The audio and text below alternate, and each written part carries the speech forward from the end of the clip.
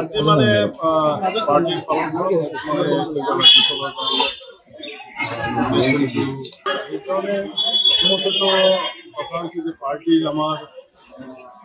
সকলো নেতৃবৃন্দ যি আছে বিশেষকৈ আমাৰ মুখ্যমন্ত্ৰী মাননীয় হিমন্ত বিশ্ব আমাৰ ৰাজ্যিক সভাপতি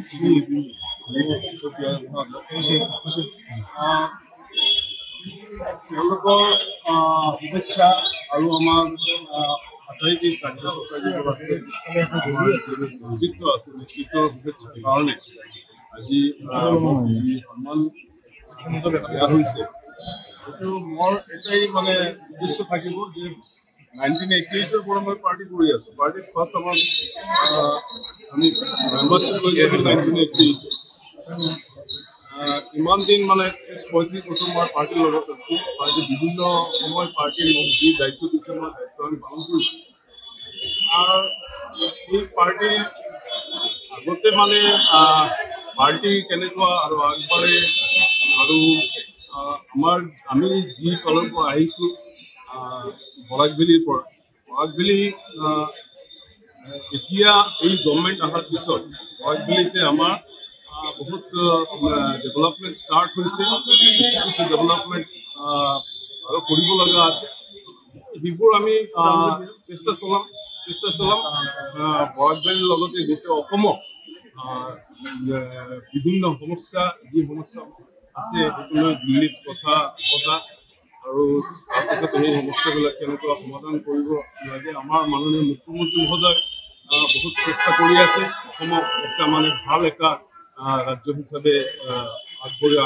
আনিবলৈ তেওঁৰ যিটো প্ৰচেষ্টা যিটো আছে সেই প্ৰচেষ্টাত আমি সহযোগী হ'ম ভাল লৈ মানে মই মোৰ কামটো চলাইছোঁ।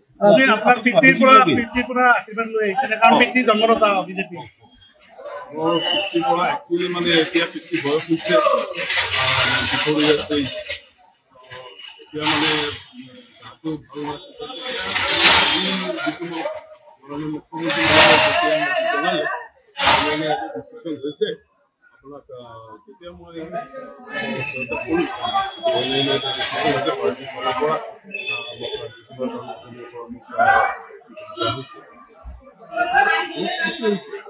বহুদিনৰ প্ৰচেষ্টা বহুত দিনৰ কাম পাৰ্টিৰ সংগঠনৰ কাৰণে কৰিছে আৰু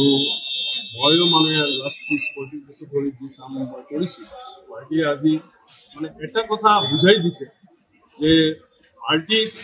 যোনে মানে চিনচিয়াৰলি কাম কৰিব পাৰ্টিৰ তাক পাৰ্টিয়ে সন্মান আজি নহ'লে কালি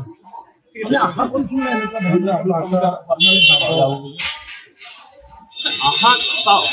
মইতো তাৰ আগতে 3বাৰ মই বিধানসভাৰ কাৰণে MLA কাৰণে টিকেট বিচাৰিছোঁ পিছত আশাটো সকলোৰ থাকে ৰাজনীতি যিহেতু কৰি আছোঁ আশাটো আছে কিন্তু মানে